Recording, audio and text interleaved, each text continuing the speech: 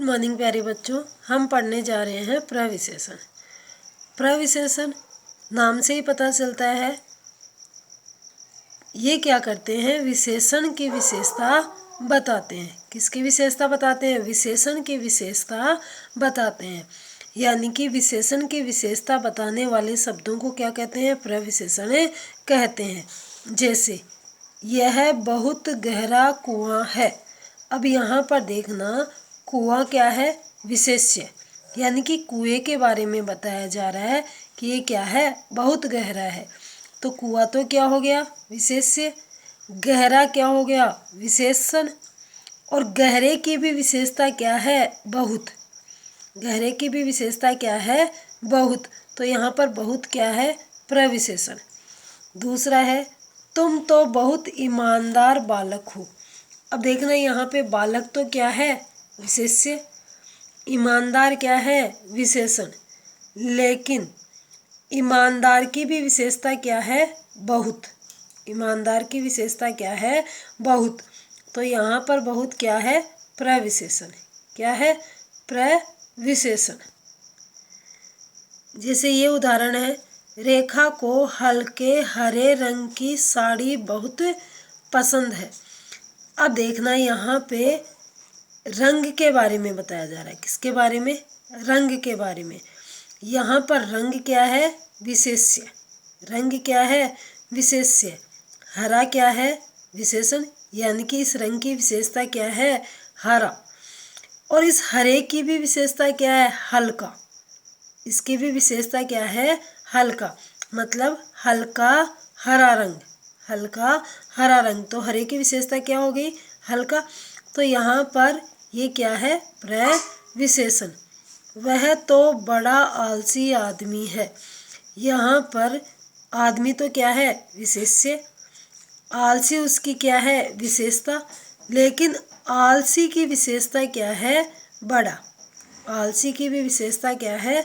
बड़ा। तो यहाँ पर बड़ा क्या है? प्रविशेषण। इस प्रकार से विशेषण की विशेषता बताने वाले शब्दों को क्या कहते हैं? प्रविशेषण कहते हैं। अब हम पढ़ते हैं विशेषण की अवस्थाएं। विशेषण की अवस्थाएं यानी कि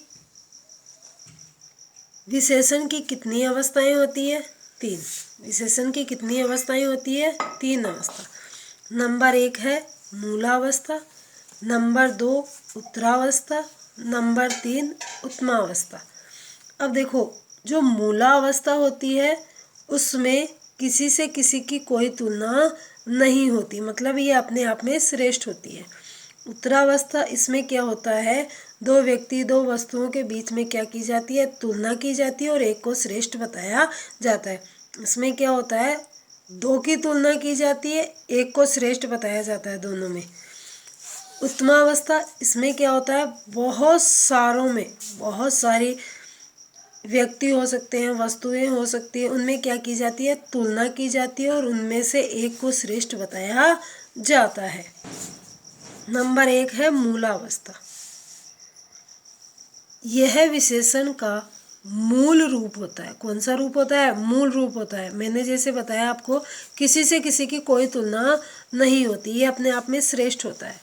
इसमें किसी प्राणी या वस्तु के गुण, दोष या विशेषता का कथन मात्र होता है। इसमें तुलना का भाव नहीं होता है, मतलब इसमें किसी से कोई तुलना नहीं की जाती। इसमें विशेष्य की सामान्य विशेषता ही प्रकट की जाती है, यानी कि उसकी सामान्य विशेषता ही बताई जाती है। जैसे देखना, लिंडा सुंदर अभिनेत्री है। अब देखो, यहाँ पर इसकी किसी से तुलना नहीं की गई, इसकी किसी से तुलना नहीं की गई। इसको अपने आप में क्या बताया गया? श्रेष्ठ बताया गया है। विक्रम अच्छा लड़का है। अब यहाँ पर विक्रम की किसी से कोई तुलना नहीं की गई, इसमें विक्रम को क्या बताया गया? अपने आप में श्रेष्ठ बताया गया है। अब इसके बाद में है दूसरी अवस्था, उत्तरावस्था। उत्तरावस्था, जब दो प्राणियों, वस्तुओं, प्राणियों, वस्तुओं या स्थानों की तुलना करते हैं। देखो इसमें क्या होता है, दो की तुलना की जाती है, चाहे वो प्राणी हो, चाहे वस्तु हो, चाहे स्थान हो, दो की तुलना होती है और उन दोनों में से क्या किया जाता है, एक को दूसरे से क्या किया जाता है, श्रेष्ठ, अच्छा या बुरा बताया जाता है।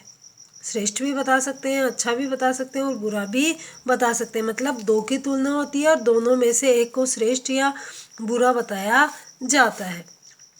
विशेषण के इस रूप से दो विशेष्यों की विशेषताओं की तुलना की जाती है। इसमें क्या होता है, दो विशेष्य होते हैं, उनकी जो विशेषताएं होती है उनकी तुलना की जाती है और एक को श्रेष्ठ बताया जाता है या हीन बताया जाता है। जैसे चीता शेर से तेज दौड़ता है। अब देखो यहाँ पर चीते और शेर में क्या की गई है, तुलना की गई है और तुलना करके यहाँ पर किसको, चीते को शेर से श्रेष्ठ बताया गया। दो की तुलना करके क्या किया गया, चीते को शेर से श्रेष्ठ बताया गया है। दूसरा ये है, मेरी कमीज तुम्हारी कमीज से सफ़ेद। अब देखो यहाँ पर दो विशेष्य है, मेरी और तुम्हारी, दो विशेष्य, उनकी विशेषता क्या है, एक की कमीज क्या है, ज़्यादा सफ़ेद है और एक की कमीज कम सफ़ेद है। तो यहाँ पर एक की कमीज को ज़्यादा सफ़ेद बताया गया है, दो की तुलना होगी। अब नंबर 3 है उत्तमावस्था। जब किसी प्राणी, जैसा कि मैंने बताया कि इसमें क्या होता है, बहुत सारे प्राणी, वस्तुओं या स्थान के बीच में तुलना की जाती है और उनमें से एक को श्रेष्ठ बताया जाता है। जब किसी प्राणी, वस्तु या स्थान को सबसे अच्छा या सबसे बुरा बताया जाता है तो वह उत्तमावस्था कहलाती है। विशेषण का यह रूप एक विशेष्य को अन्य सभी की तुलना में, जैसा कि मैंने बताया वही बात आ रही है कि इसमें क्या होता है, अन्य सभी की तुलना में एक को क्या बताया जाता है, श्रेष्ठ बताया जाता है, कि तुलना में सबसे बढ़कर बताया जाता है। जैसे सचिन तेंदुलकर सर्वश्रेष्ठ खिलाड़ी। अब देखो सर्वश्रेष्ठ मतलब सबसे अच्छे, सर्वश्रेष्ठ मतलब सबसे अच्छे। चीता सबसे तेज दौड़ता, मतलब सभी में तुलना होगी और सभी में तुलना करके चीते को क्या बताया गया, सभी जानवरों में सबसे तेज दौड़ने वाला बताया गया। जैसा कि सचिन तेंदुलकर को बताया गया सारे खिलाड़ियों में सबसे अच्छा खिलाड़ी।